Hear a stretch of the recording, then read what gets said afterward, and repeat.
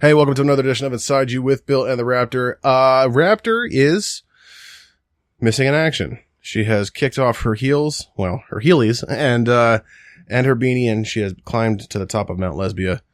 Now she's running free with Melissa Etheridge, Ellen DeGeneres, and Ellen Page.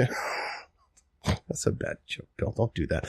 Anyway, no, as covered in the last episode, Raptor is trekking out to the Midwest with her betrothed and, her now betrothed. They got proposed to.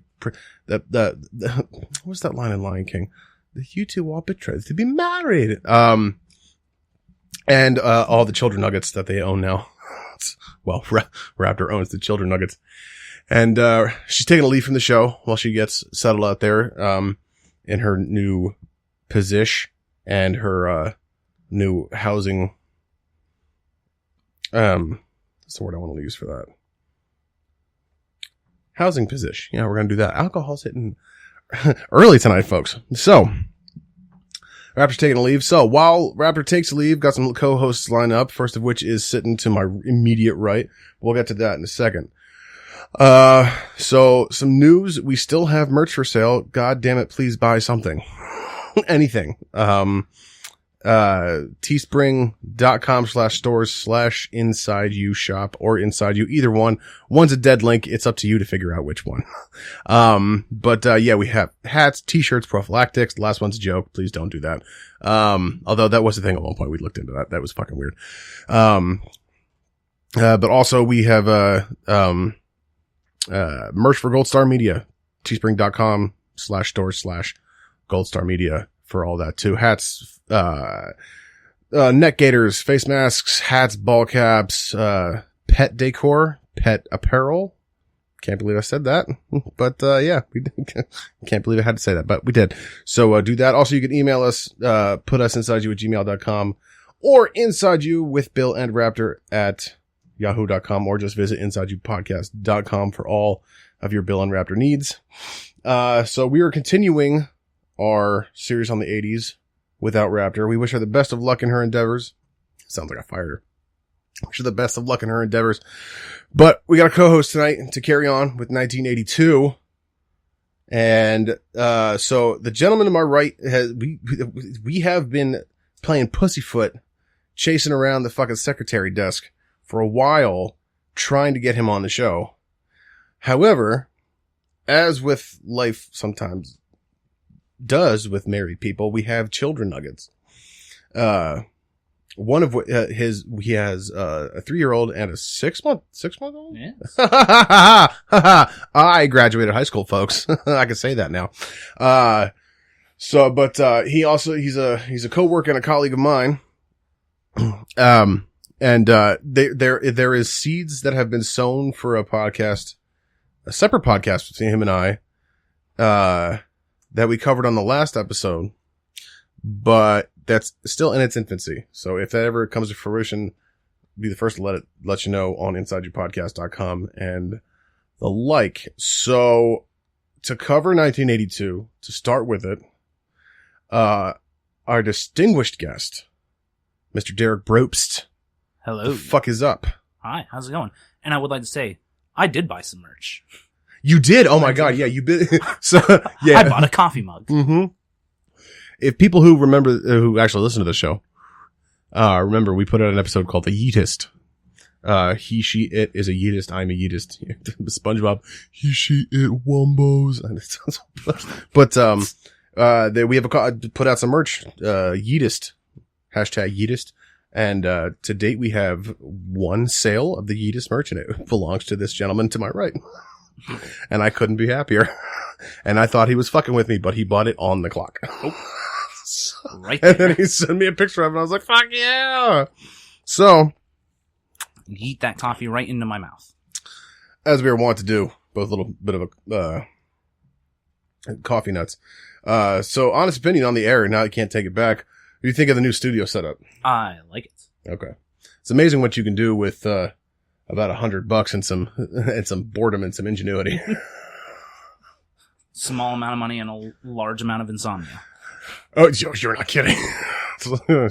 Yeah. So I've slept about 2 hours in the last 2 days, and, which I gotta say, don't recommend.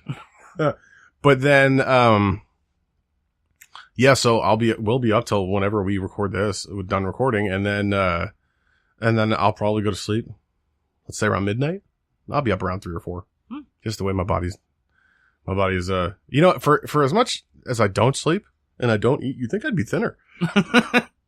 But no. Or at least emaciated in some way. I know, but I still got man titties. It's just like, I'm not digging it.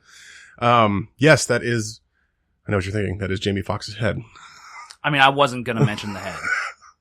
I feel like when I come into a new person's home, I shouldn't mention the heads that are just sitting on the walls. But since you bring it up. Well, the green wig is, Sophie went as Harley Quinn a few years back for Halloween, and I dressed up as the Joker. And I couldn't find just like a green wig with a nice part in it in time. For some reason. And that was $14 at the Walmart. And the Jamie Foxx head in his neck, there's a button in the back of his neck and a little tray pops out, and the Blu-ray of The Amazing Spider-Man 2 is in there. Wow. Yeah. Yeah, because he played Electro. Yeah, he did indeed. He played it. Terrible movie. He played it. I have a feeling he'll be better in Spider-Man 3 because he just got cast as Electro again. Oh, interesting. And Alfred Molina got cast as Dr. Ock again, or Dr. Octopus again. And Willem Dafoe's coming back as the Green Goblin. Now that I approve of. That was the best part of Spider-Man 1. Yeah, and they got Tobey Maguire back. And Andrew Garfield. Multiverse. Interesting. Fuck yeah. Just combining bad movies with hopefully good movies now? Hey, listen, that first Amazing Spider-Man movie, it's a picture. It definitely is a picture. And I won't say it's the best movie ever made, because it's not. But it's better than I used to give it credit for. It popped up on Prime, so I watched it a little bit ago. It's not terrible. It's not. Amazing Spider-Man 2? Dog shit. Oh, yeah. I don't care. Don't kill Gwen Stacy in the sequel. How dare you? Get fucked. So Insidians, we don't really have a fan base name. It's just, fuckers. Hey, fuckers. You want to tell the audience a little bit about yourself? Cause I don't think this is the first time you'll be on. The last time you'll be on.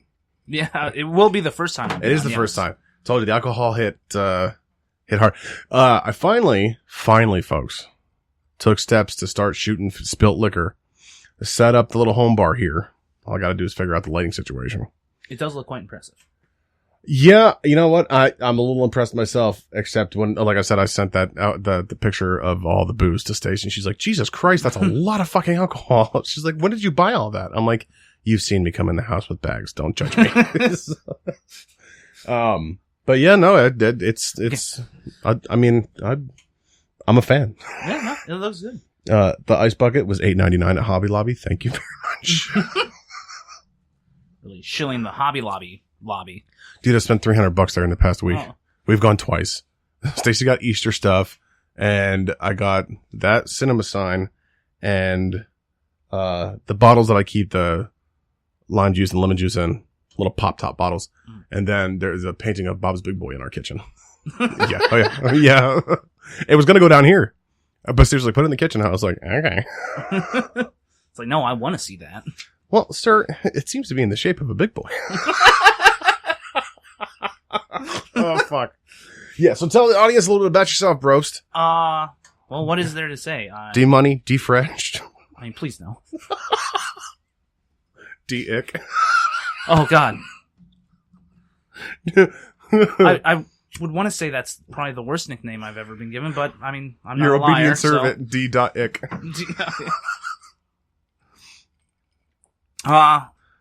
Yeah. So you already got 2 children nuggets. Yeah, married to my wonderful wife, Alicia Brobst.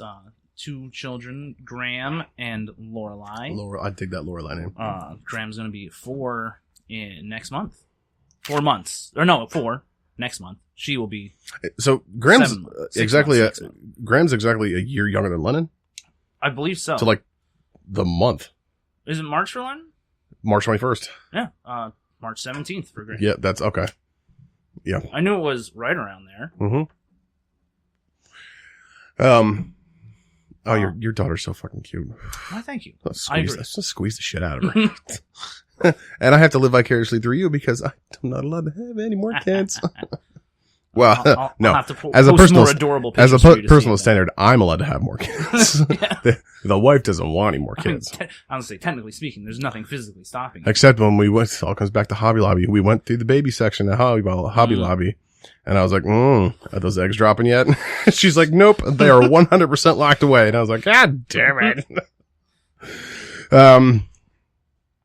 So yeah, so I might as well like let the cat out of the bag. Derek and I have been trying to put together a podcast. And it's wicked in its infancy right now. But I think I'm going to go ahead and say that the running title is Asparagus, and I'm not letting it go.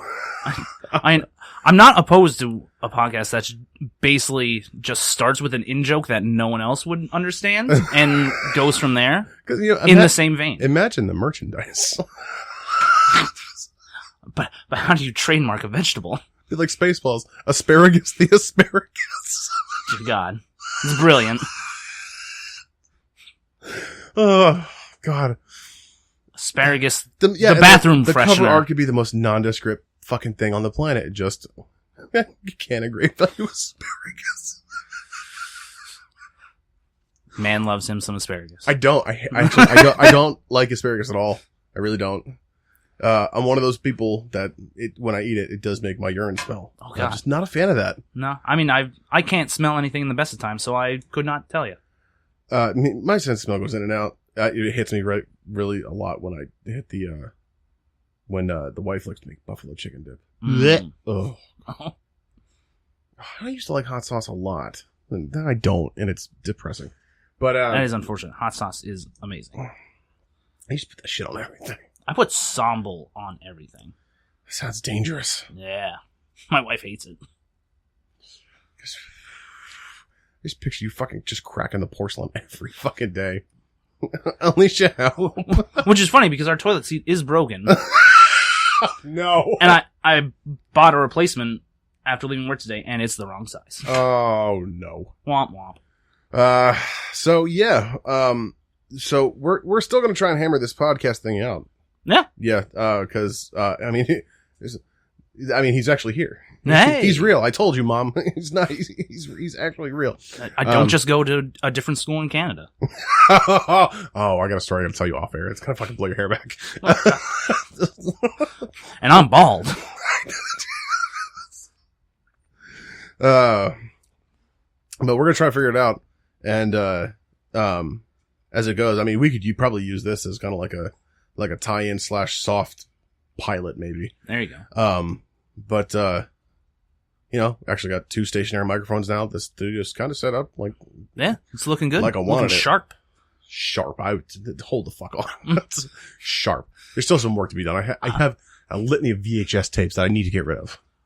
Speaking of the VHS tapes, I did notice one that will be on this list, post haste. Is that what I'm looking at? Yeah, probably. Is it the one next to the Night Professor Part 2? Yes. I fucking knew it.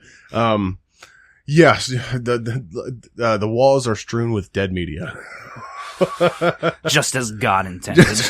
Just as the magician intended. So we're gonna continue, get right into it. If we get some good responses to this episode, we'll sure as hell go ahead with, asparagus. Have you ever, we're gonna be rich. We're gonna be fucking rich. Explained why that's even funny?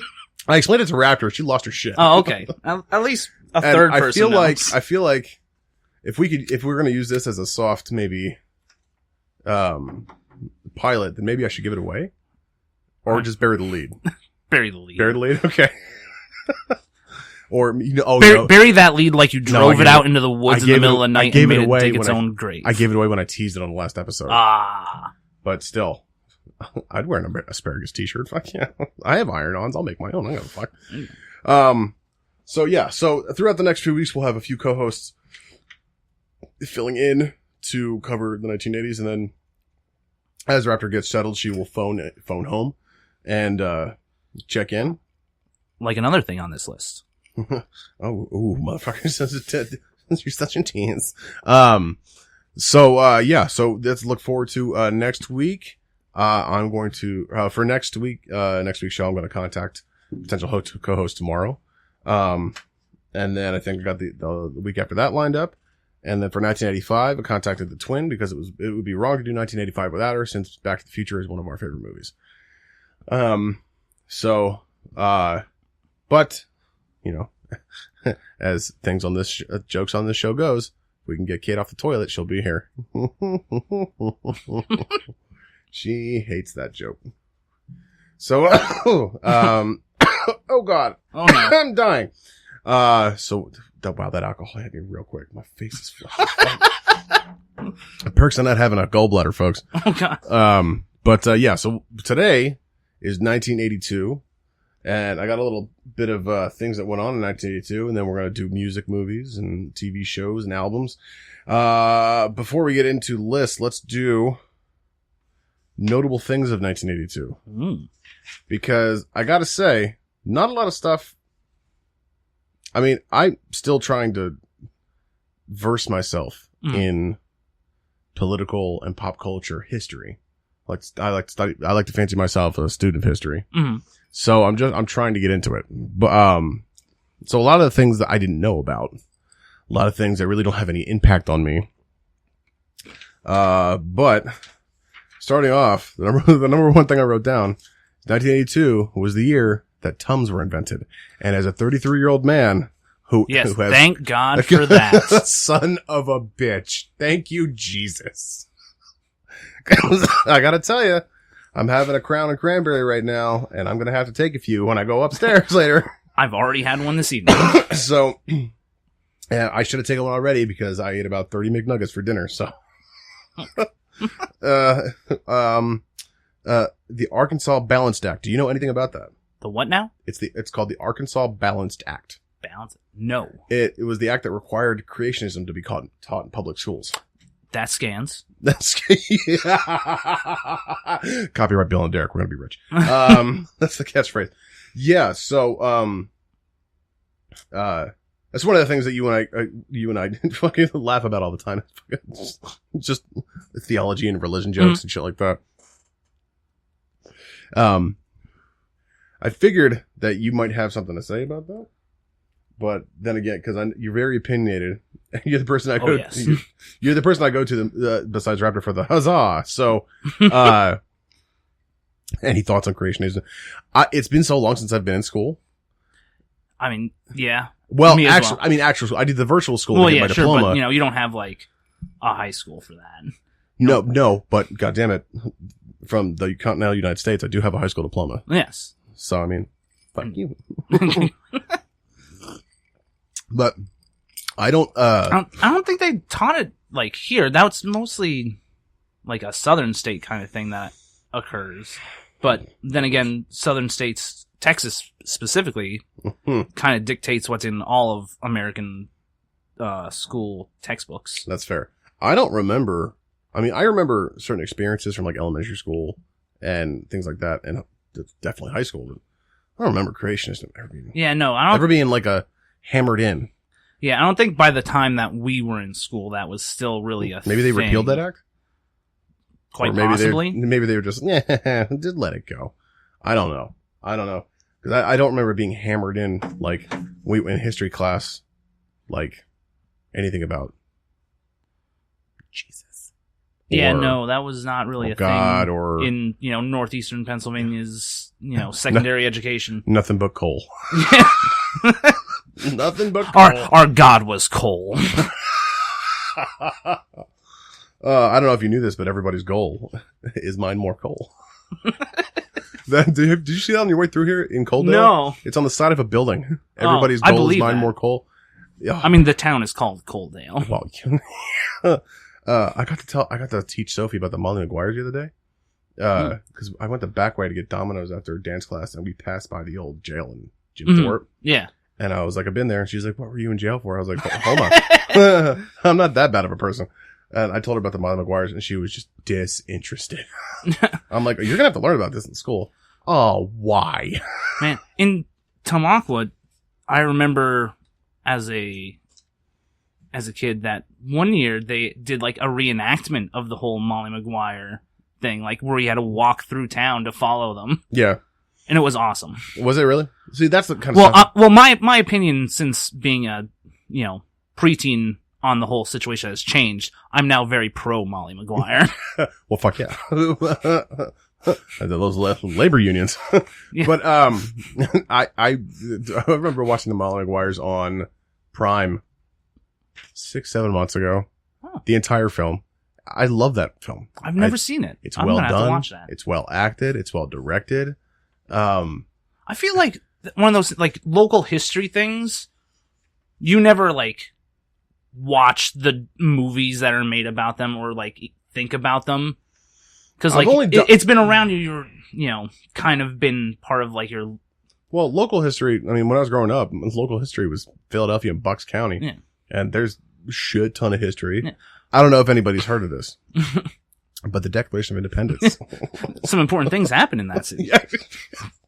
But like Molly Maguire's, I didn't think I knew there was a movie. Like, and every time I hear Centralia mentioned, I'm like, hey, I know that. I've driven through there. Yeah, but like I didn't know that Centralia was a thing until after Silent Hill came out, the movie. Yeah. And I've never seen the movie. Never have. They're like, no, it's based on a real place not far from you, Bill. And I'm like, okay, that's fine. And then one of the last times the station I like packed up Sophie was like, before Lennon was born, it was like road trip. We drove through it and we stopped on Graffiti Highway, to which I wanted to take Sophie up there and just have her.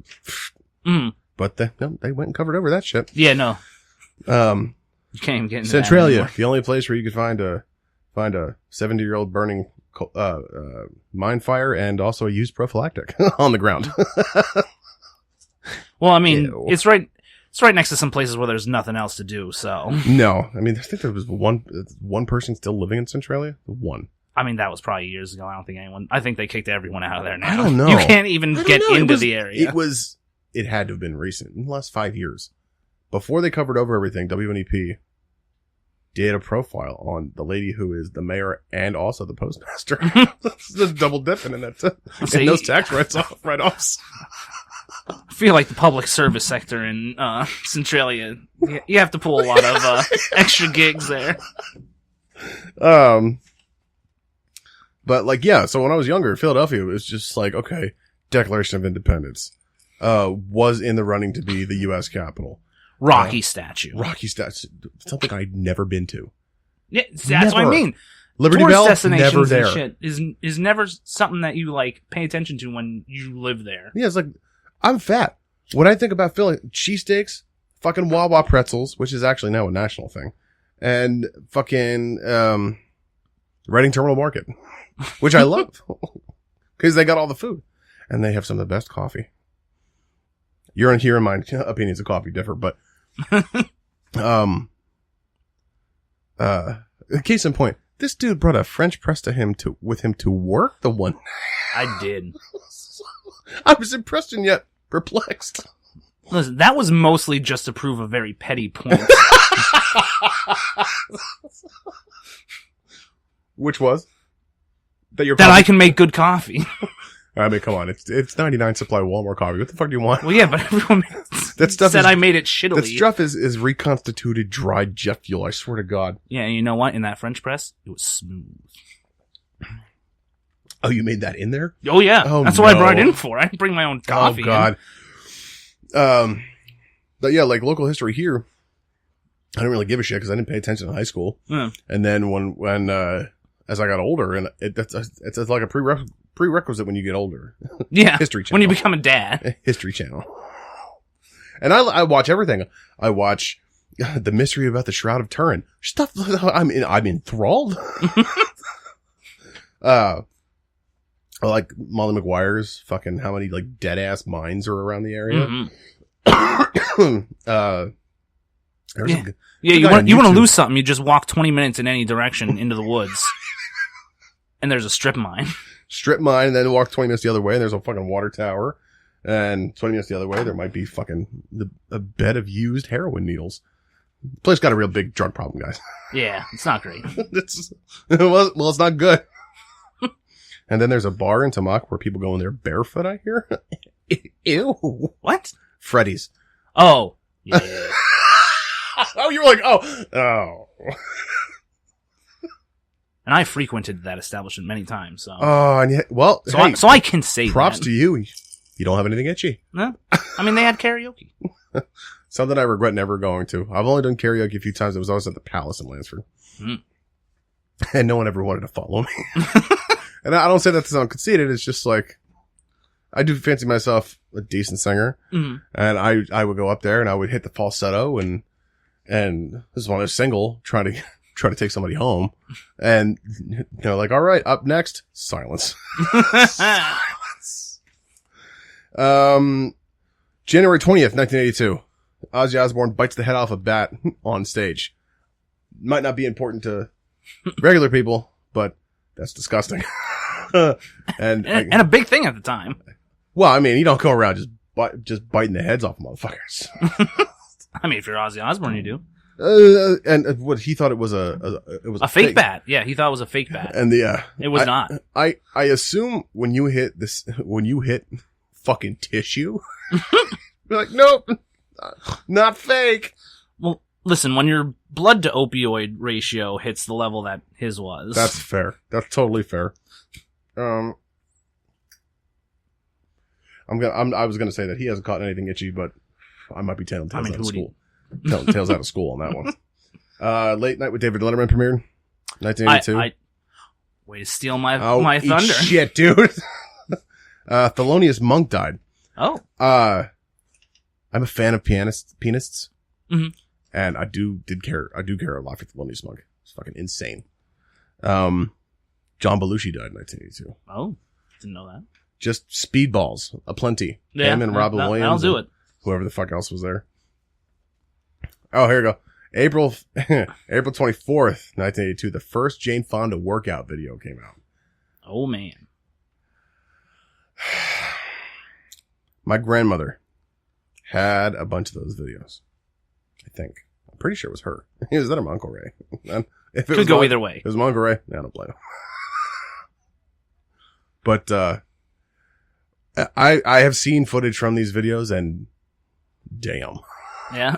Like, what? Like, I understand it was the 80s, but it's just times were tough. It's just the style. Leg warmers for days. I think I saw somebody who was just dressed in one giant leg warmer. ColecoVision came out in 1982. Nice. I think for you hipsters that listen, ColecoVision was one of like the precursor to Nintendo. Well, no, because Mario was in 1981. Oh no, Nintendo came out after that. Yeah, it was I think it was a fast follow type of thing. Yeah, fast follow is like a swift thing of Atari. Yeah. Pipe's really banging around tonight. The CD debuted in 1982. Oh. I didn't know that. No. I thought that was more of a 90s thing. Yeah. Because the 90s still had cassettes. Mm-hmm. Mm-hmm. But then I remember that when my mom married my stepdad, he brought his entire music collection over. He had CDs from the 80s. Then I remember like the Eagles' Greatest Hits, things like that, which, by the way, is one of my favorite albums, Eagles' Greatest Hits. Shit slaps. It does. You ever listen to Hotel California? Shit slaps.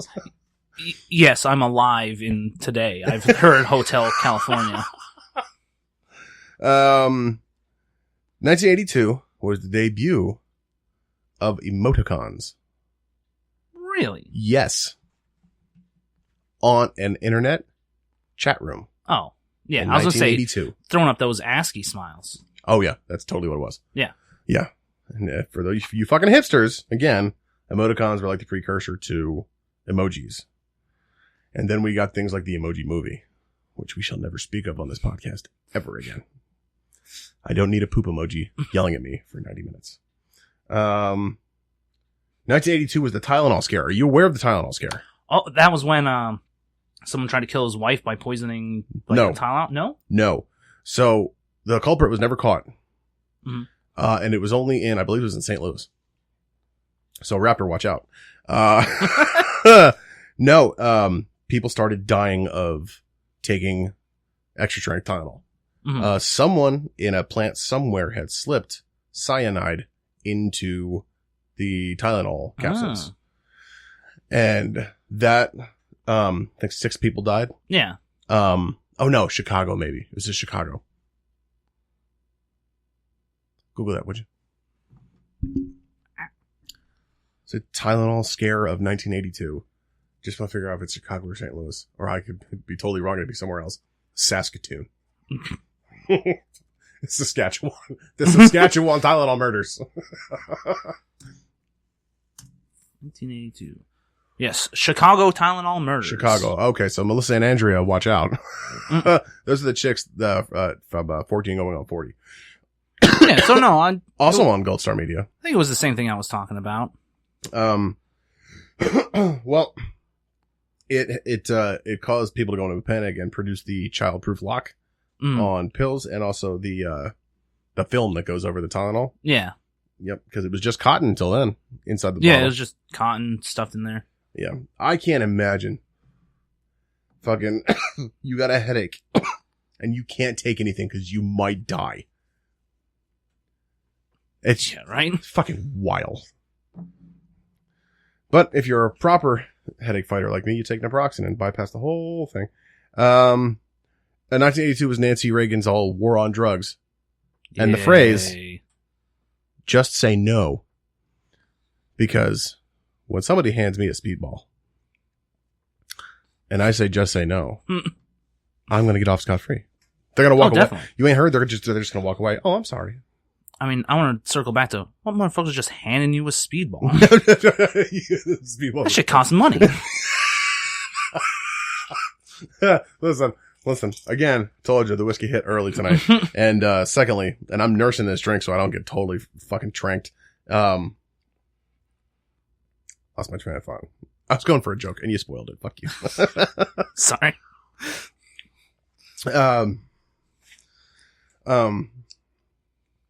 Eat shit, Nancy Reagan. Yeah, basically. Well, and your husband, Ronald. Have fun in hell. Oh yeah, I just say no, laugh my ass off. And then this Thriller came out in 1982. Finally, some good news. Right. Which is not on my music list. Really? If you can believe it. I mean, I suppose I'll have to. I don't know whether Thriller was a slow burn or not, but everybody lost their shit when that album came out. Mm-hmm. So I'm going to add it into honorable mentions, but it's not on my list at all. Just not on like the top 10 albums lists or. I got top 20 songs 1982 and nigh a Michael Jackson song can be found. Well, top 10 selling albums in 1982. Not there.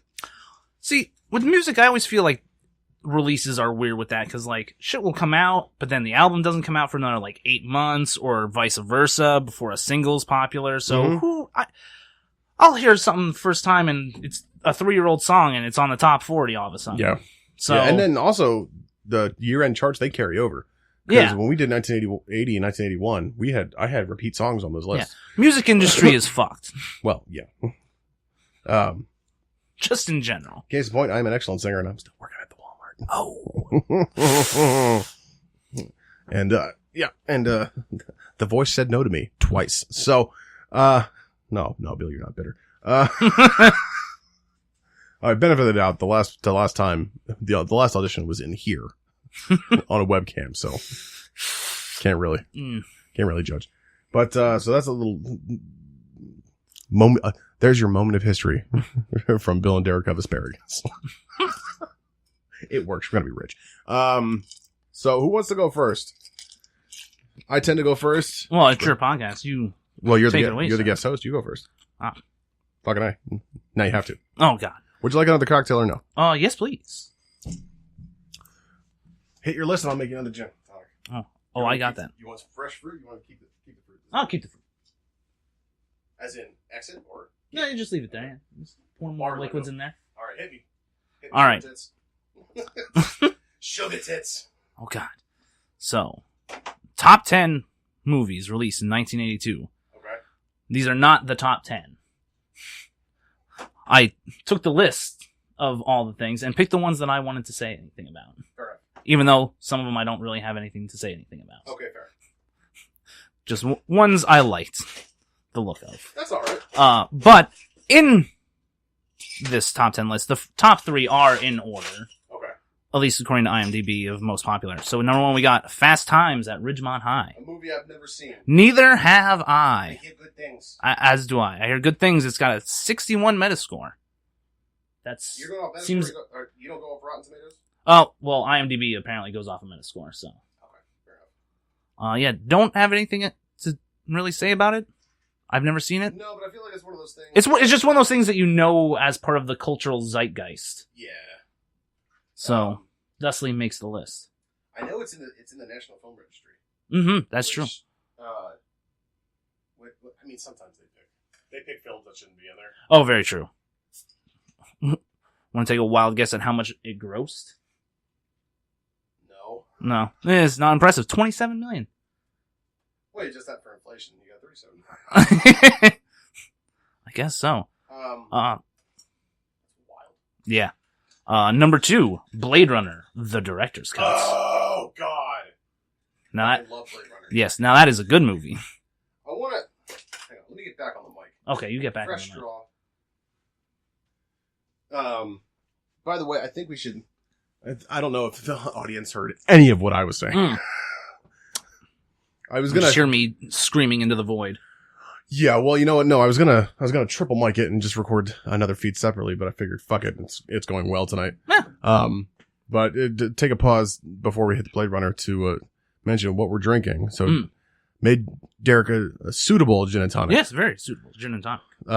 Never made a gin and tonic before. It's not my kind of thing, but this crown apple and cranberries treat me very well. Very well. Blade Runner. I believe you're gonna. Blade Runner. I want to say a word about Ridley Scott. Okay. This motherfucker makes one movie every 10 years? Something like that. Comes in, kind of knocks out of the park. Mm-hmm. I mean, there was Blade Runner 2029. Yeah. By all accounts, a good movie. No? I mean, I've seen it once. I've not seen it. Some movies I got to take another pass at. Mm-hmm. Alien. Mm-hmm. By all accounts, a perfect film. Yes, very good. Perfect film. And I just watched all the Alien movies last week. All in a row. And I'm going to Did he do the sequels? He did Alien, mm-hmm. Prometheus, mm-hmm. and Alien Covenant. Okay, so he didn't do like 2 and 3. No, 2 was James Cameron. Okay. And you that can tell makes sense. Yeah, because that scans. That scans. That's going on a fucking shirt. And you could tell that it was a James Cameron joint because behind the aliens is like pseudo Terminator music. Yeah. It's very James Cameron-esque film. And then David Fincher did Alien 3. Ah. Nope. Swing and a fucking miss. That one was trying to say something, I think. Yeah, let's put Ripley on a planet. Yeah. A prison planet full of dudes, and then let's have her have sex with Charles Dance. Not that, I mean, I wouldn't pass out the opportunity to have sex with Charles Dance. He's a smooth motherfucker, but I don't know why I'm surprised you went that way, but I shouldn't be. That's not where I thought it was going to go. But, and then, Alien Resurrection was. So, I like Resurrection. Written by Joss Whedon. Oh, okay. I like Resurrection only because it was something a little bit new. Yeah, it was different. It was kind of cool. But, the alien human hybrid I could have done without. Yeah. But back to Ridley Scott. So Prometheus it's a fine film. It's fine. Yeah. It's not great.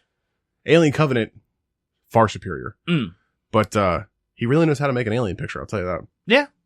And what else did he direct? Fucking Gladiator. So he drops in, makes a fucking good movie, and then pimps is like, I'm done. I'm done. I'm gonna go back to Turkey and smoke my cigars. Yeah, I mean, if I was making Ridley Scott money, yeah, I'd come in and work once every 10 years. He commands like a hefty paycheck for every movie he makes. Like, did he direct Blade Runner 2029? That I don't know. He must have had. He might have been executive producer, actually. Okay. I think that I'd have to look. I think the Blade Runner director's cut is, for lack of a better word, delicious. Mm-hmm. It's such a good movie. Just the visuals alone. Mm-hmm. And it's those science fiction movies from the 80s that I like a lot. Total Recall. Get your ass to Miles. No. Dennis Villanueva? Villanueva, yes. Okay. He directed something else. I can't remember what it was. But Ridley Scott knows how to fucking direct a picture. Yeah, and I would agree with that. He's up there in age. I think he's in his 80s. But I don't know. 80-year-old director seems to fucking get it done. Fucking Clint Eastwood directed Gran Torino. Gran Torino, yeah. When he was pushing 80, and that's a fucking good movie. So yeah, fucking Ridley Scott. Yeah. Big Continue. Fan. Number 3, E.T. the Extraterrestrial. Oh my god, I fucking, you know what? I love that movie so much. Good movie.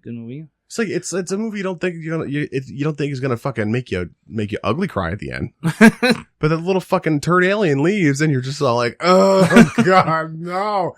And then not this past Super Bowl, but the last Super Bowl, they reunited E.T. and Elliot for a fucking. Was it a Snickers commercial? Oh, God. It was some kind of food commercial. I mean, of course it was. And E.T. just fucking bombs back in, and Elliot's is like married and shit, and he's like, oh my god, you're back. That movie. So that's Spielberg, yeah? Yes, that was Steven Spielberg. Another person, he's going places. Yeah, I think this guy's going places. Keep a watch on his career. He might make a name for himself. Well, a word about Spielberg. I've been a little vocal in the past 3 years on this podcast about Spielberg. If you didn't know any better, his resume would just read Holocaust and World War II shit. Mm-hmm. Because I don't know if he made Saving Private Ryan. Yeah, I feel like you could just include Holocaust in World War II shit, though. Well, there's the army side. Well, yeah, sure. There's the military side of World War II, and then there's the Holocaust side. Then there's the Nazi side and the genocide side of that coin. Both inextricably linked, but continue. Linked, but yes, but they could tell very different stories. He made Saving Private Ryan, Schindler's List, which both excellent movies. Schindler's List is fucking excellent. And it is long. Yeah. It is a watcher. It came on 2 VHS tapes, you guys. Like Titanic, my personal favorite movie. What else did he make? Band of Brothers, I think he executive produced. Yes. And now he's dabbling in musicals. Oh. He remade West Side Story. Interesting. West Side Story is one of my favorite musicals. He best not fuck this up. He best not fuck it up. I love that movie so much. And the Broadway play. I love it. What was the movie? E.T.? Yeah. E.T., yes. Alien's fucking cute. I will say, I have a note here for E.T. Most famous for spawning the worst video game ever made. Yes, it is. And didn't they find like 100? Yes, the urban legend of it has been confirmed, where Atari bought back millions of copies and then buried them in a landfill in the desert. And then they because someone found the landfill in the desert with copies of E.T. The day that happened, no other news mattered to me. I'm like, they found how many copies? So, I've played that game. It's bad. Is it bad? It is bad. And I thought the Friday the 13th game was bad for Nintendo. That was a good game for a Nintendo game based on a movie property. I don't know, left turn, right turn, left turn, right turn, straight, left turn, right turn. Up, Jason! I mean, there was 4 buttons, including the directions. That's fine. That's fair. That movie spawned 2 things: a love of Reese's Pieces, and my willingness to try beer as I got older.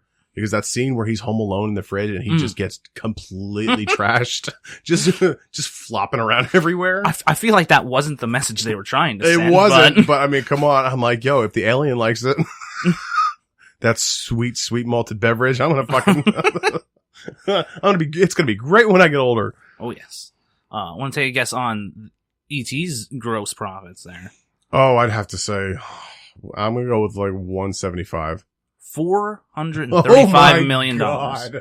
I was way off. Is that domestic or international? It just says gross. Oh my god, I was way off. A 91 Metascore. God damn. What? It's so good. Mm. A little known fact that the dude with the keys is Harrison Ford. Oh. You didn't know that? I don't believe I did know. Yeah, I mean, it's been more than a decade since I've seen E.T. The guy with the keys in the movie who you keep following, like the government agent, is Harrison Ford. Ah, and the voice of E.T. is none other than Debbie fucking Reynolds. You didn't know that either, did you? I didn't know. I mean, the stars it lists here is Henry Thomas, Drew Barrymore, Peter Coyote, and Dee Wallace. Drew Barrymore. Don't be pushy. Fucking love that movie. We must have burned through these 6 VHS copies of that when we were kids. Dear God. We were big movie watchers when we were kids. This is Back to the Future, burned through a couple of those. Indiana Jones and The Last Crusade, burned through a couple of those. E.T., I know I burned through a couple of those. That movie fucks. It does. All right. And that's where I deviate from the top 10 order. Okay. So next on my list was 1982's The Thing. John Carpenter. Yep. Yes. Listen, it's been remade, and That's, don't compare. not talking about, but I think the remake was still good It was sufficient. as its own thing. It was sufficient. It was full of science fiction chuffa and sustenance, but it was still not. Nothing really compares to early '80s, mid '80s special effects, which were subpar to today's special effects, but still, Well, sure, but- awesome. Excuse me. Yeah, that's a good movie. That's a good flick. Very John good. Carpenter knows how to make a movie. Yes. You know what I recently seen on Twitter? There's apparently among horror movie Twitter and discourse that some people don't consider The Thing a horror movie. It's not. I would consider it a horror Strictly movie. It's no- a psychological horror movie. I would say psychological thriller, suspenseful, science fiction. I mean, it's also science fiction, sure. I wouldn't. I would go sci-fi / horror. I wouldn't go straight horror. Well, no, but I mean, to not even apply the genre tag to it seems... Oh, maybe. Now, you want to... But Halloween is straight horror. Well, sure, but... But if you want to get technical, the first Halloween is more suspenseful than it is scary. So, I suppose. What? But it was also 80s camp horror movies too. yeah. Halloween came out in 79. Well, sure. But, I mean, still, if you think about it, the first Halloween was him stalking that bitch for 78 minutes. I think that's the runtime. And it's only towards the end of the movie where it picks up with violence. It's not even violence. It's just they cut away from it. So it's more suspenseful than it is horror, but it is classified as horror because stabby, very stabby. Well, sure. Now, for this great movie, you want to hear something that's going to make you cry. Fucking A. What do you think the gross profit on that was? On The Thing? Yeah. 15 million. Close, 13. With a 57 Metascore. People got no taste. The budget could have been very high. I thought this had budget, but it does not. I don't know. Well, I imagine it made its money back. Probably. Yeah. I don't think it was a very high budget film. I knew what the budget for Halloween was, and I know that they made their money back. Yeah. After it sold to fucking Mustafa Akkad. Yeah, I don't think for The Thing they were flying everyone out to Antarctica, so. No. No. All right. Next up, at number 5, we got Rambo, First Blood. Man, those Rambo pictures, they're something else. I gotta say, I love a fucking action movie, but those movies. And First Blood was the only one that was had an actual message kind of attached to it, and it wasn't just man with gun shoot people. Yeah. Which the series kind of devolved into. Yeah. It actually explored somewhat themes of PTSD and such. Rambo 4. Oh, it's just called Rambo. Mm. When he just picks up a minigun and just starts slaying Koreans. Yeah. Great visuals, not very good movie. Also, halfway through here, I should mention now that this list is dedicated to the brave Mujahideen fighters of Afghanistan. You're a real piece of shit. You're a real piece of shit. Oh, man. Number 6. Yes. The Beastmaster. Number 5. I will not comment on that movie. That's so bad. I refuse. An 18 on Metascore. As it should. As it should. The fact that it scored above 10 is absurd. Though you do want to hear something that's really terrible? Grossed 14 million. 1 million more than The Thing. Oh my god. Beastmaster. I mean, he had a ferret. You gotta move on. I can't do that. I can't do it. Number 7, An Officer and a Gentleman. Oh. Back to the good movies. God damn it. I love that movie. Again, have not seen that movie in far more than a decade, but there are still scenes that are like seared into my brain. Didn't Louis Gossett Jr. win an Oscar for that movie? I don't know, probably. Yeah, I think he won like Best Supporting Actor. I wouldn't be surprised. Listen, I didn't dive deep enough to get nominations and shit on this list. See, that's where my pop culture stuff kicks in. I'm like, oh, he won an Oscar for that. Fucking, what was the song to the soundtrack? The song, Percy Sledge. When a Man Loves a Woman. That's a goddamn it. Yeah. It's one of those romantic comedies that even gentlemen like. Yes. And I do Such as enjoy it. Such as we, yes. And that's going on the shirt too. No, it's a good movie. I like it a lot. Yes. Again, I can only picture in my brain like a couple cutout scenes from it, but I do remember enjoying it, but have not seen it. I think for the ladies, it's Richard Gere in Marine Whites. I don't know. Ladies love a man in uniform, I suppose. They sure do. Number 8, mm-hmm. Back to the Camp with Rocky 3. I love Rocky 3. Only for the fact that Mr. T can't act worth a shit. Listen, Mr. T can act perfectly. He can just only ever play one character. Mr. T. Mr. T. Or Clubber Lang, for that matter. Who is just Mr. T. I will bury him. I will crucify him. That movie is so good. I'm a Rocky purist. I love the first Rocky. I thought the first Rocky was amazing. Yes. Rocky 2, under-delivered, but still really good. Yeah. Rocky 3. This is Rocky 3. You got Eye of the Tiger. Motherfucker. And it's like, oh my God. Oh. This is like at the beginning of Rocky 3. It's maybe like a 6-month jump from the end of Rocky 2 to Rocky 3. And Stallone has had plastic surgery. Yeah. He's built like a brick shit house now. Like, oh my God. And then the scene where Mick dies in Rocky 3. I can't even explain it. Because Sylvester Stallone, he made some choices in that scene. And the choice he made was just to go for 30 seconds, crying over Burgess Meredith's body. Oh my God. And they just let him do it. He directed the movie. Were they going to tell him no? Oh God, he did. I didn't even realize that. It just looked. Yeah, he directed 2, 3, and 4. Wow. Yeah. I don't think I ever really realized that. Oh yeah. I think he directed First Blood as well. Hold on. He might have. Hold on. No. Ted Kotcheff. Okay. So I know John Avildsen directed the first Rocky. Stallone directed 2, 3, and 4. I think John Avildsen might have came back to direct part 5, which I mean, I gotta say. So I feel sorry for John Avildsen for Rocky 5. What piece of pop culture shit did I just learn about Rocky 5? Terry Funk choreographed the end fight scene in Rocky 5. Oh yeah? Shit you not. I don't know who that is. Terry Funk is a wrestling legend. He's been wrestling since the late 60s. And he's I think he just turned 78 and he's still doing it. Oh geez. Yeah, he used to go, he wrestled in WWF for a while. He was in a tag team with Mick Foley, and he went as Chainsaw Charlie.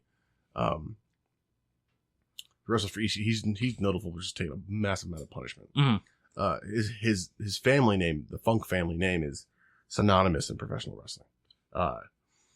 Yeah, I don't know much about professional his brother wrestling. Dory Jr. Still trains people, and Dory's in his 90s. But yeah, I couldn't believe my head almost came off my fucking shoulder. It was like Terry Funk choreographed that. Wow. The most uncoordinated professional wrestler I've ever seen. Okay. What was the gross on what were we just talking about? Rocky 3. Rocky 3. I'm gonna say mid 5s. No, 125. That's it? That's it. Gross. Gross. Officer and Gentleman, 129. Huh. Maybe people were I mean, Rocky 3 has a 57 Metascore, so I don't think people were quite as enamored with it as Rocky you were. 3. I like Rocky 3. It's Rocky 4 that I have a general disdain for. Really? See, I like Rocky 4. Oh, like it's the 80s. Of course you're gonna fight a Russian. Yeah. I mean, there's no surprises in it at all, but I was like, of course. Oh, who's gonna fight this time? I don't know. I think Rocky 4 just encapsulates, the American ethos of the 80s. Oh, for perfectly. Sure. Oh my God. At the beginning of Rocky fucking 3, who makes a cameo? Hulk fucking Hogan as Thunder Lips. Okay. All right.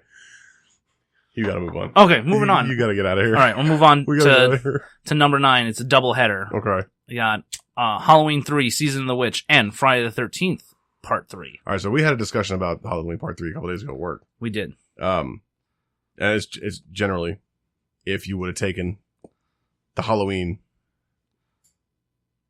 franchise off of it, it would have been an okay movie. I mean, I suppose. There was only one reference. I think I've seen it once when I was, in high school at a Halloween party.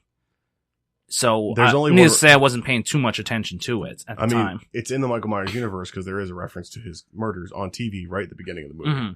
But, I mean, if you took that scene out, you just call it Season of the Witch, Haunted Halloween Masks, not too far off. Mm, I mean, they did do that way better in 1996 when they did the Haunted Mask Part 1 on Goosebumps. I mean, now, if you have to say that compared to a major motion picture and comparing it to a episode of Goosebumps, and Goosebumps is coming out ahead on that, maybe you need to reevaluate your opinion on the major motion picture. No, fuck you, man. Listen, that Goosebumps series was well made. It was. You're not wrong.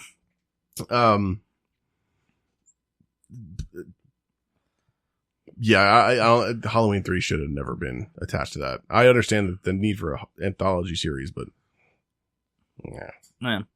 A 50 on Metascore. For now, Friday the 13th Part 3. Oh. Listen.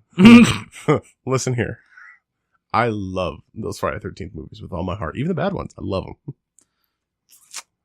Yeah, so you love all of them. I love them. You said you love the bad ones, so you love all of them. Yes. Yeah. Even the bad ones. But. My implication being. Would you stop? My implication being. Okay, let's have it this way. If I was a horror director and I got the script to Friday the 13th Part 3, I'd be elated. Great. A young franchise on its way to superstardom. The thing that I wouldn't do is take untested 3D technology and apply it to Paramount Pictures money. I mean, you're not going to apply it to your own money, that's for sure. No. I would have went to Brandywine Pictures, who was the people who produced the Texas Chainsaw Massacre, which was a softcore porn company. No. You bankroll this, would you please? The 3D in that movie is so fucking bad. I don't know. I've never actually seen it. Well, do you have a VCR? Because, by God, there's a copy right there on the wall. It's leering over my shoulder as we speak. I guarantee you has not been played since 2005. I wonder if I should whip out the VCR and test all these fuckers. I know there's some Chaplin up there. I know they work. As an installment in a franchise where the dude never dies, I mean, sure. I think we're all well aware of how the 80s and horror franchises like these. Again, I could have gone without the 3D. It's fine. Just take the 3D out. But they made special effects specifically for the 3D, like some dude's eyeball popping right out at the screen. But you can see the wire just going like flicking behind it as the eyeball's coming towards center screen. It's so bad. I feel like if you didn't grow up watching and enjoying these movies, the only way to enjoy them now is to just be someone who appreciates the camp. Oh, I certainly appreciate the camp. Doesn't mean I like the camp. There's a difference. You can appreciate it all you want, but you don't have to like it. And I don't like. I don't. So, which one of these titans of the genre do you think grossed more profit? I'm gonna say Friday the 13th did a solid 16, and Halloween 3, after everybody figured out that there was no Michael Myers, it did like a 9. I mean, close, but Halloween 3 did 14. Oh, that was close. And Friday the 13th did 36. $36 Damn. million. 30 on Metascore. Damn.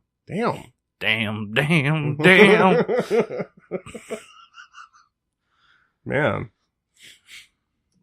I'm almost certain that Friday the 13th Part 4 outgrossed Part 3 by a lot, because it was the final thing. You know, they add the final chapter onto everything. Well, yeah. Onto it and, I gotta see. It's the last one. We're gonna be millionaires.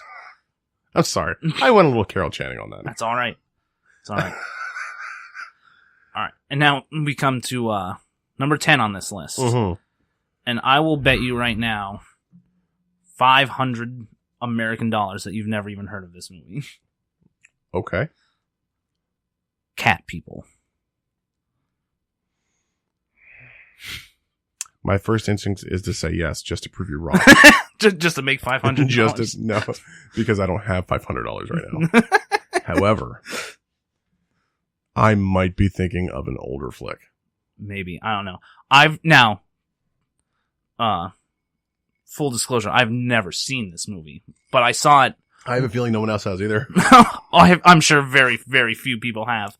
I only put it on here because while scrolling the list on IMDb of movies released in 1982, which is over 3,000 entries long, by the way. Jesus Christ. Yeah.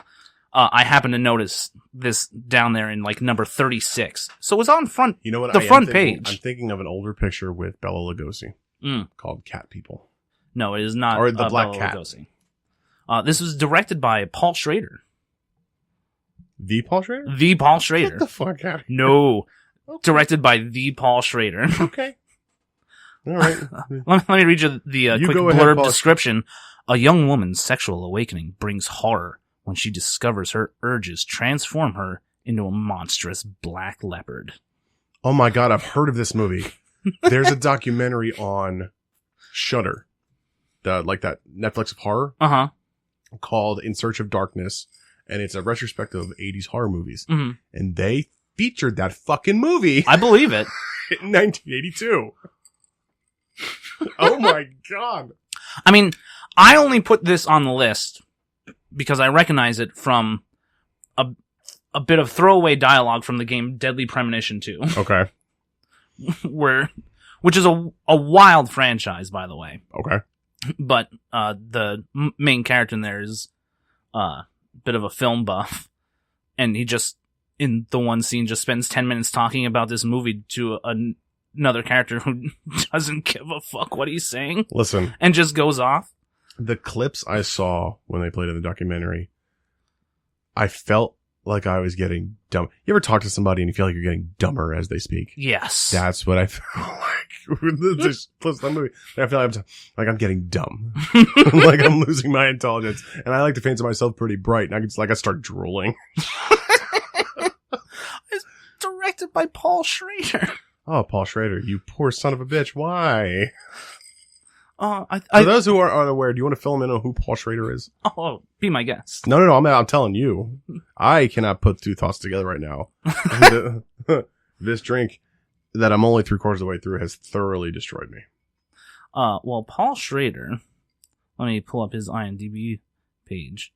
Let's see, also directed such little known films you might have heard of, like Raging Bull and Taxi Driver. There it is.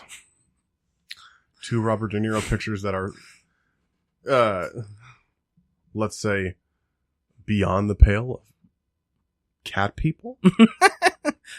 Oh my god! It lists on Paul Schrader's IMDb. It lists cat people, and it says uncredited. I don't know why. He was so ashamed of it. He took his name off. Oh fuck! Oh man! Oh, that's how you know it's bad. 7 million gross. Yo, it still made money. That's insane. Oh, you want to hear the insane part? What do you think the Metascore is?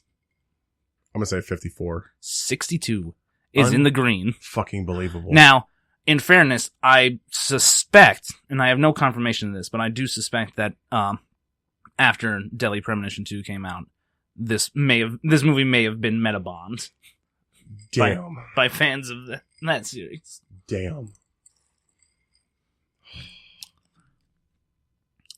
And that's my list of 10 movies that came out in 1982. You hit the vuvuzela real quick.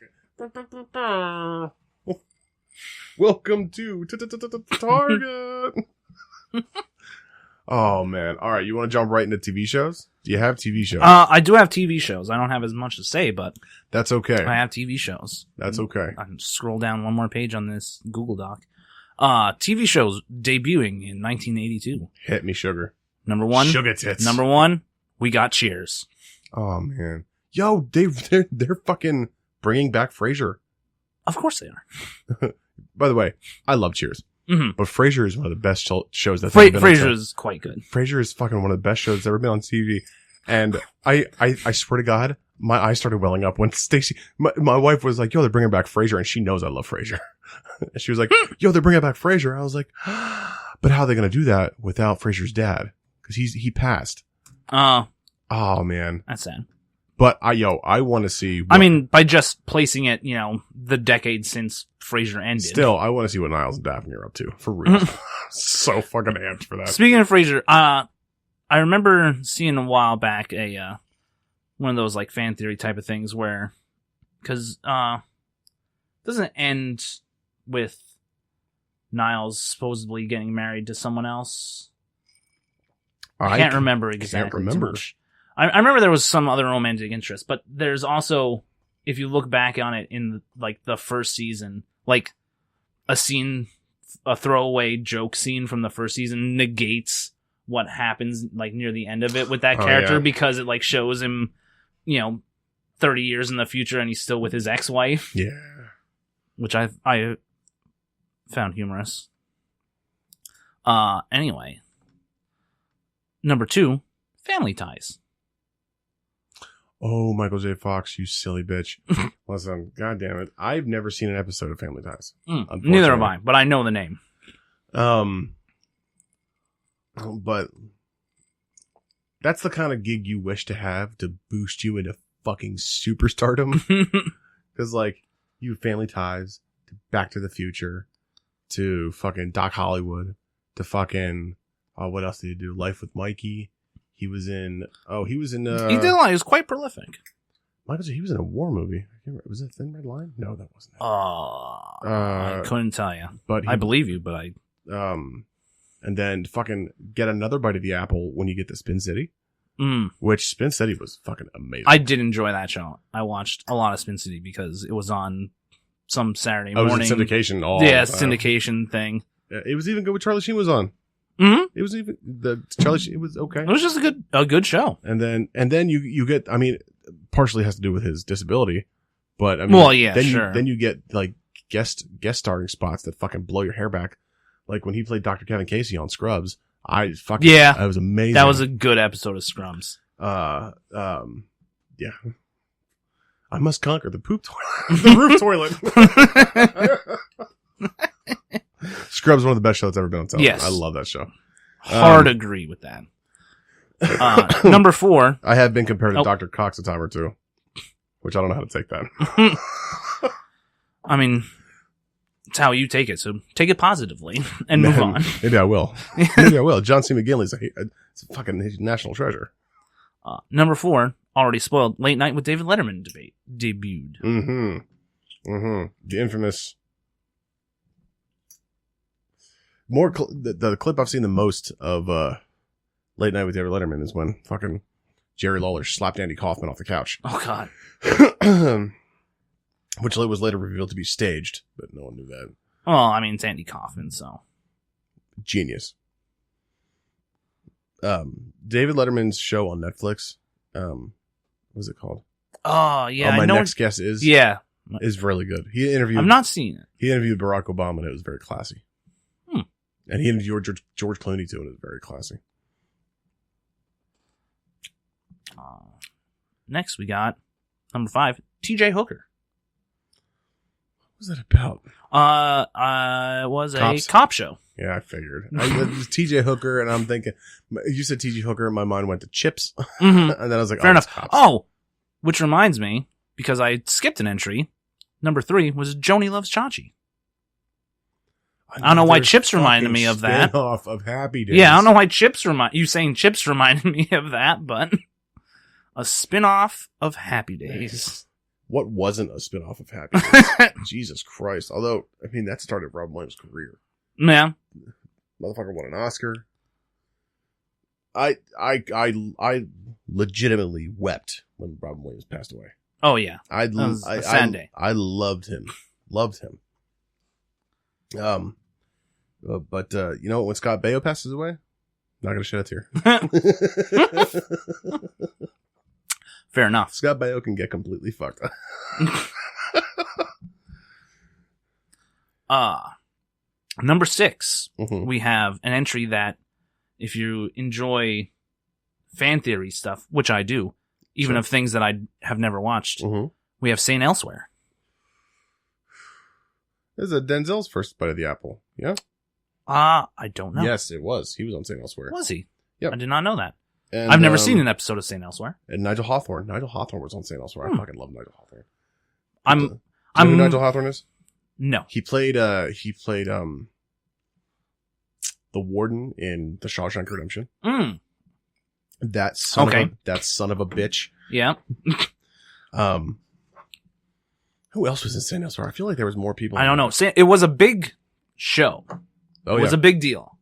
And it all took place inside of a Sun Club.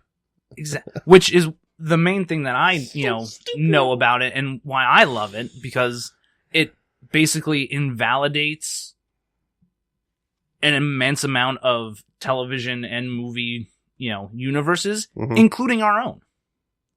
Don't do that to me right now. I'm drunk. Come on, man. No, if you do the... And I just got done watching episode 5 of WandaVision, so now I'm like totally fucked, so you gotta lay off the fan. No, I gotta do it. If you do the insane thing of trying to connect every TV show that has crossovers and every movie that has crossovers of characters and connect them to, a shared universe, an immense amount of them will eventually, 5 degrees of Kevin Bacon their way to St. Elsewhere. Fair enough. Including our very own reality. Man, stop that shit. Yeah, there was an episode of Cops that had a crossover with the X-Files. Oh my god, there was. Yes, I seen that when it aired. Oh my god. How did I forget about that? I've seen every episode of the X-Files. Yeah. Well, it was an episode of Cops. It wasn't an episode of the X-Files. Oh. Yeah, no, I never watched Cops. No, it was Cops, like, real cops with a camera crew following them, and there was Mulder and Scully in an alley, and they ended up chasing a werewolf. Okay. And that connects actual reality to TV reality. I don't like that. And thusly, we're all the product of a small child's mind. Anyway, moving on to number 7, Knight Rider. That's a great segue. I've never seen an episode of Knight Rider. I know it's pop culture stance better than I know the show. Yeah. I mean, I've seen episodes of Knight Rider. I know that the Hoff was in it. Oh, yes. I know that William Daniels did the voice. Not William Daniels. No, was William Daniels? I don't know that. It's Mr. Feeney. Oh, Mr. Feeney. Did the voice of, oh, yes, yeah. Kit. It is William Daniels. Yes, Kit. K-I-T-T. Yes. I don't know what that stands for. I know that they rebooted it, and it tanked. Oh, yeah. It died a horrible death. As well it should. As all zombies should. But, I couldn't. I don't know enough about it to I mean, pass I've judgment. only probably seen a couple episodes. Again, this is slightly before my time. I would have only seen them in syndication on early in the morning as But a small child. The theme song. Oh yes, the theme is song. An absolute. I can hear it right fucking now in my head. banger. Oh man, I love the 80s. Number 8, we have At the Movies. With Siskel and Ebert. Yes. Oh, okay. I thought you might enjoy that one, so I threw it on there. I loved Siskel and Ebert. I liked to watch. They were on Saturday mornings on something. Is it ABC? When I was really young, before 95. And it's like movies I wasn't allowed to watch that they were reviewing. But then, next up, Batman Forever. And I'd be like, yes. Tell me about Batman Forever. Yes, tell me more. Did not know that Roger Ebert wrote Beyond the Valley of the Dolls. Oh, really? Did not know that. No idea. No fucking idea. Smart dude. And then had to have his entire jaw removed. Oof. Later in life. That's gotta be awful. Yeah. Like when talking is one of your jobs, and I mean, I believe he just transitioned right into writing instead. So, well, he was a prolific writer when he was doing movie reviews. Yeah, but still, man. And then but now with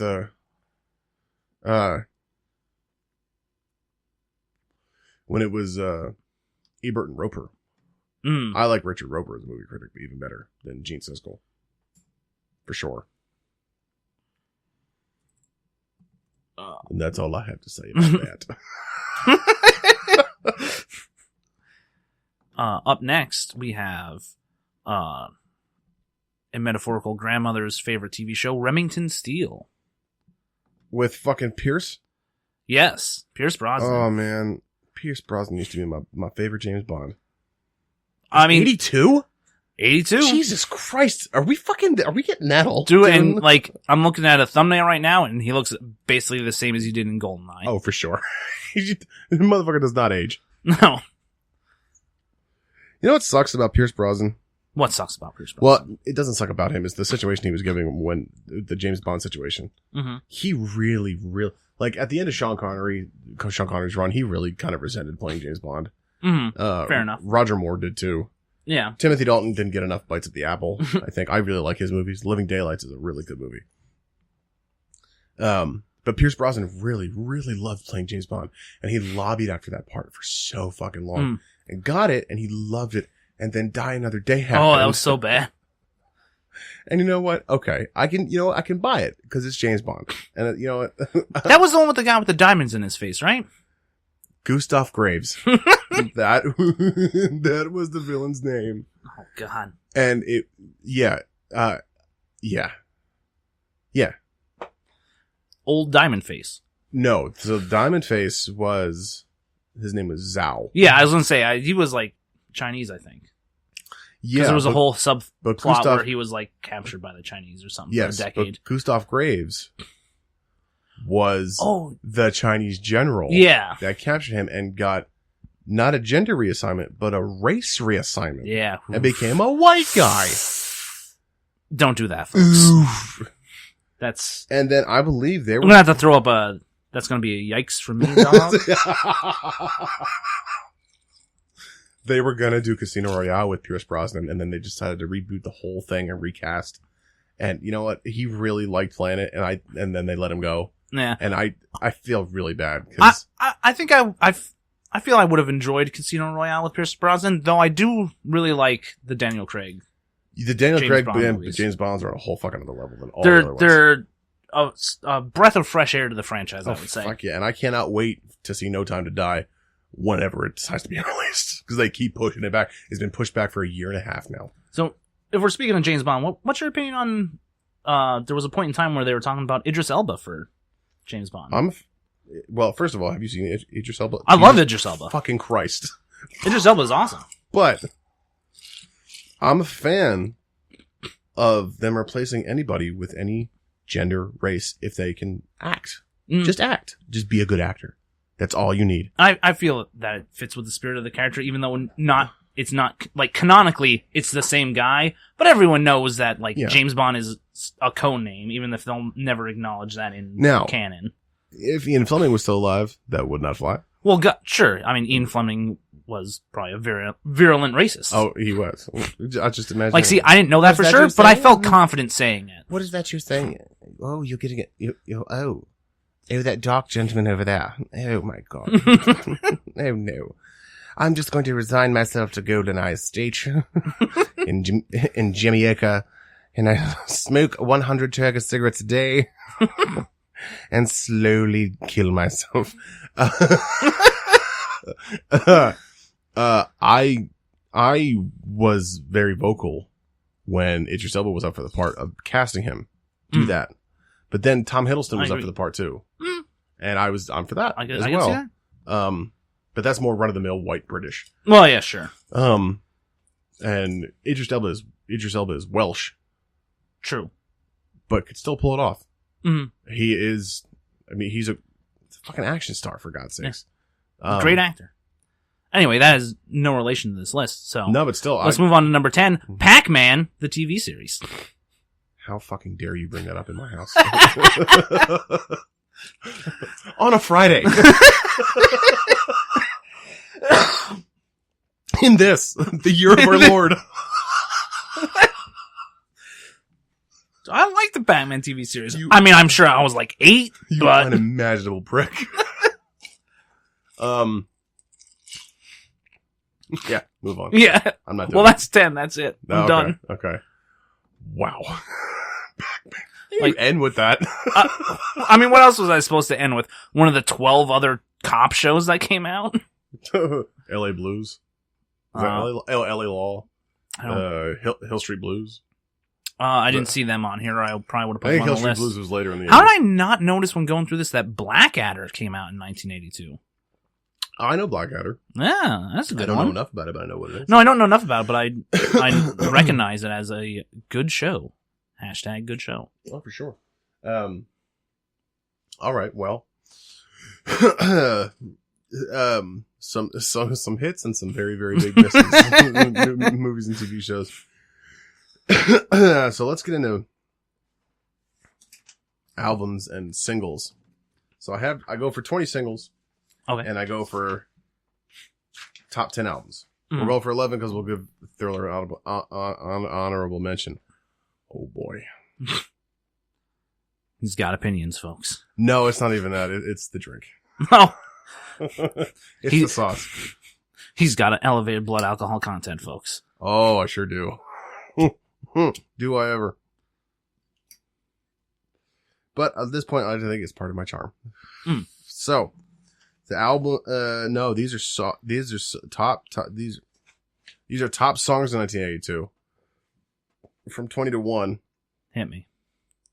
Number 20. Don't Talk to Strangers. Rick Springfield. No idea. I don't even know. No. I don't know. And you know what? Most times I'll just look through and on Amazon Music and play them all. But by the way, folks, these will just be on the giant playlist, and you can search for it on Spotify. Gag Me with a Spoon, top hits of the 80s. I'll be adding these tomorrow. Cross promotion. Well, it's not it's even my really it's my playlist. I made it. I can promote anything I damn well please. Number 19, Waiting for a Girl Like You, Foreigner. That song fucks. I don't. Okay, sure, yeah. See, you know what?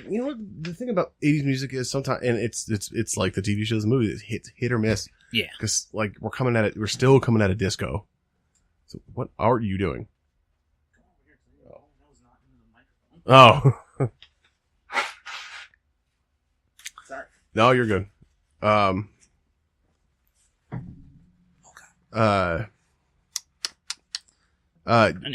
Like we're just coming out of disco, so now you're getting transition. Like Funky Town came out in 1981, and that is disco. Yeah, I don't care what anybody says. Do people say it's not? I don't know. I feel like some people would argue that it's not. I think. I guess the argument can be made. It's funk. I think I saw something called new wave, which is completely incorrect. Yeah, that seems wrong. Because new wave. When I think new wave, I think of Devo. Yeah. Like so, new wave is like mid to late 90s, isn't it? No? No, there was some strong new wave in the late 80s. Oh, okay. I think new metal. No, I'm thinking of something else. Never mind. Anyway. This song, the title is way too goddamn long. I love it already. You Should Hear How She Talks About You by Melissa Manchester. Yeah, I fucking have nothing. I guess I should hear how she talks about me. 17, Key Largo, Bertie Higgins. Now, when I was thinking Beach Boys, but that's not what it is. Oh, it's not. See, I already had Kokomo stuck in my head. That's exactly right. This 16. Now, this song is a fucking banger. Jenny, 8675309 by Tommy Two-Tone. Oh, old Tommy Two-Tone. Old cross-eyed Tommy Two-Tone. Listen, that song is so good. The man who single-handedly made it that you can't use actual phone numbers in any media. That's why every movie and TV show you get 555. Yep. By the way, the Tanners who lived in San Francisco in Full House, their number was 555-4242. Just putting it out there. I don't know why I remember that. Okay. Like, sure, I remember my childhood phone number, and you remember theirs. I remember every phone number I've ever had. Every one, including my grandmother's. Number 15, I Can't Go For That, Hall & Oates. That's a bass slapper. That's a good one. Speaking of slappers, 14 is Rosanna by Toto. Now, have you heard Weezer's version of that? I don't believe I have. Oh, it's so good. Yeah? It's like an exact carbon copy. When someone starts a sentence with, have you heard Weezer's version of X, it could really go one of two ways. Yeah, it could. It is good. But, I mean, Toto... Like, extreme. Weezer's version of Africa is really good. Yeah. I mean, I don't hate it. I didn't hate the video I saw where Weezer brought on stage Weird Al Yankovic to play the fucking accordion to that song. Dude, Weird Al Yankovic is a consummate musician. I don't care what anyone says. He is. He's a virtuoso. Musician. And I've seen footage of him recording in the studio. He is quite the taskmaster. Oh, yeah. And I couldn't believe it. Yeah. He was like, nope, do it again. Nope, do it again. And I'm like, Weird Al, why? Weird Al, stop. Weird Al, we don't have to live like this. Oh, but we do. Okay, 13. I'm gonna pull it up on my phone. Okay. Because it's. I fucking love this song. We are. Let's see. Where's my Amazon Music? Come. Music. Music. Was this entry 13? Yes. Got to 13 before we got a DMCA strike. Let's see. Yeah. There it is. All right, I gotta turn my volume up. What was this song? I'm not telling you. Oh, okay. Because it's. I was gonna say I couldn't remember what you said it was. That's because you didn't say.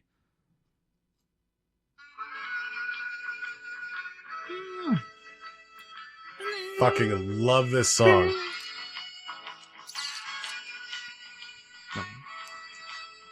We'll turn that down because I don't want to get kicked off of YouTube again. Yeah. But that's a very it's hard evocative saxophone. Hard in My Heart by Quarter Flash. Oh, God. See, I gun to my head, I wouldn't have been able to tell you that. Listen, but I did recognize that saxophone. I am a big fan of screaming saxophone solos. Like,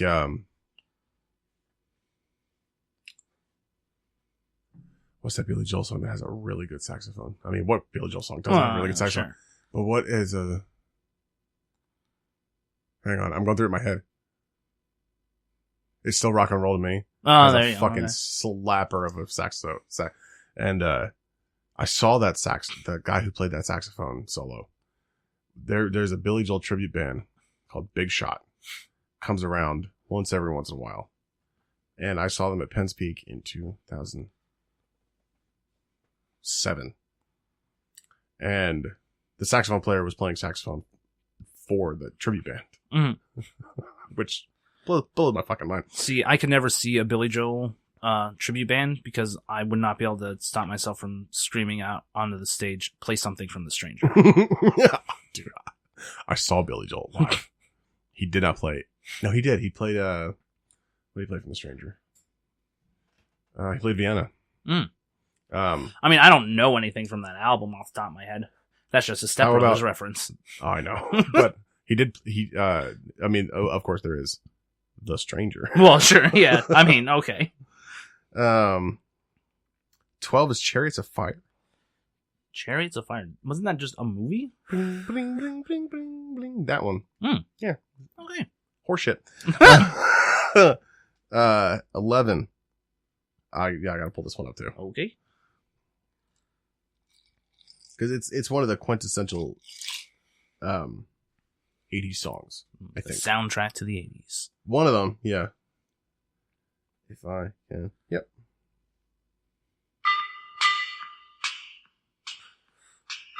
Bam. Bam, bam. Bam, bam. Yep. Yeah, okay. Sometimes. Yeah. Soft Cell. I don't think they did anything else besides this song. I mean, I couldn't tell you another one. Number 10 is Hard to Say I'm Sorry by Chicago. Chicago. I don't think I've ever heard that song. Nope. And I don't think I care to. No. But number 9 is Abracadabra by Steve Miller Band. Oh, that's a good song. Abracadabra. Yes. Up numbers 8 and number 7, they get a double dip at the same artist. Oh. So 8 is Hurt So Good by John Cougar. Oh. And number 7 is Jack and Diane by John Cougar. Oh. Fucking. Good songs. No, I don't like them. No? They're overplayed. That's fair. But number 6, Don't You Want Me by Human League. Not overplayed. Love that song. Oh, I fucking hate this song too. Oh no. Was it number 5? Number 5, Centerfold, the Jake Giles. Oh, come on. I can't do it. No. I'll hard disagree. I can't do it. Was it? You saying that makes my blood run cold. Oh, you son of a bitch. I hate you. Number 4, Ebony and Ivory, Paul McCartney and Stevie Wonder. Now that is a good song. Okay. Agree to disagree, right? Number 3 is I Love Rock and Roll, Joan Jett and the Blackhearts. Yeah. Good song. I do love rock and roll. Oh, here it is. Okay. Here it is. Back to Rocky 3. Oh no. It's Eye of the Tiger. Yeah. I have to recommend to you then. Have you ever heard of Neil Cicierega? No. He does. Neil Sedaka? Hmm? Neil Sedaka? No. Just breaking up is hard to do. No. Neil Cicierega does mashups. Okay. But they're exquisitely produced. And he did one of Eye of the Tiger. Oh, man. That just chef's kiss. I won't tell you anything more because you just have to look it up and listen to it. It's excellent. Okay. I will do that. Number 1 is a song I have so much disdain for that I almost dare not speak of it. Oh no. But it's Physical by Olivia Newton-John. The number 1 song of 1982. I mean, I feel like I've, oversold it at this point, but yeah, that scans. I believe it. It's number 1 song. For real, like yeah. I'm not shocked by that. Fine. I guess, I want a number 1 song. I'm going to write a song up and get my back blown out. That's fine.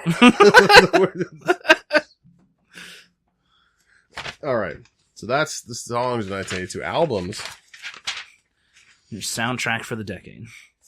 Yeah, and I will be adding these to the playlist, and they'll be available same day as podcast comes out. So do that. Okay, so number 11, Thriller. We already set that. Yes. Set the tone for that. Number 10, Business as Usual, Men at Work. Nice. I know, right? Number 9, American Fool, John Cougar. Mm-hmm. That John Cougar apparently knows how to write a song. Apparently. At least in 1982 he does. Number 8, personal favorite of mine, Mirage, Fleetwood Mac. Mm-hmm. I'm a Fleetwood Mac fan. I got dry mouth. Oh no. Like I've been smoking a big fat. Yeah, I mean we have been chain smoking. Yeah. Here we go again. Mm-hmm. And I'm at my last one, which means the show's almost over. Oh, no. Just you running out of cigarettes is the I metaphorical mean, I could just pause and go hook cane from the side of the stage. Yeah. The total Gong Show reference. I dig it. Number 7, Tug of War, Paul McCartney. Number 6, Asia by Asia. By Asia. Number 5, motherfucker. There's Chariots of Fire soundtrack by Vangelis. Oh. I don't know. Listen, those... This fucking album slaps. Beauty and the Beat by the Go-Go's. That's number 4. Yeah, it is very interesting. But then number 3, here they are again. Freeze Frame, Jay Giles Band. God damn it. Jay Giles Band. The lead singer in the 90s became a cross-dressing artist. Okay. I'm pretty sure. Fun fact, guys. No. I mean, so did Boy George, didn't he? Boy George is never really a cross-dresser. No? Uh-uh. I feel like he was just more one of those flamboyant gays. Oh, okay. Which is fine. Kind of like, well, George Michael wasn't flamboyant, but he was certainly really pretty.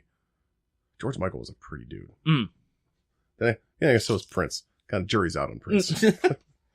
Number two is 4 by Foreigner. I love me some Foreigner. You like some Foreigner. And number 1 popped up on last year's charts as well. It's For Those About to Rock, We Salute You, AC/DC. Okay, then. I don't like AC/DC. No, not a big fan of alternating current, direct current. You literal son of a bitch. No, I'm not a big fan of, like, that's just so... Don't like Angus Young screeching into a microphone? Was that Bon before Bon Scott, or was that Brian Wilson? I don't know. Okay. I don't know. I don't give a fuck. That's your 80s recap for this week. Do you have anything else for the evening? No, I don't believe I do. I do have one thing. I don't know why. Asparagus. Doesn't even matter how hard I try. But keep this in mind. You know what, I man? designed this rhyme. You're a real to piece of explain work. in due time. You are a decade and a half early on that Well, yeah, song. sure, but I had that joke in my brain to say, if you ever asked, do you have anything else to add? Fair enough. It's an absolute pleasure having you co-host this week. It was a pleasure to be here. Fucking, if we can get this podcast thing off the ground, I think it would be successful. Yeah, I would be down. If you want to hear a podcast with myself and Derek, let us know. Put us inside you at gmail.com, inside you with Bill Enraptured at yahoo.com, or goldstarmediaboom at yahoo.com. That's probably where you want to send it. That's it for the evening. All right. Next week we'll have another co-host, and I think I know who it is, but I just have to talk to them about it. Just have to, ask them first. No, I already did ask, but I just want to. We don't have a time or a date and time, but it's gonna. She's been penciled in there. She's been on the show before. She's an absolute fucking hoot. So I just gotta confirm it. So tell you this is the end of the show. And I'm gonna go lay down, sleep off this drink. I'll probably go upstairs, have a cup of coffee, and even out. Yeah, nice 11 o'clock cup of coffee. I don't give a shit. Coffee all day. Well, that's it. All right. We look forward to doing another episode in the 80s next week. Hope to have you back. If we don't start our own podcast sooner than later, hope you have you back soon.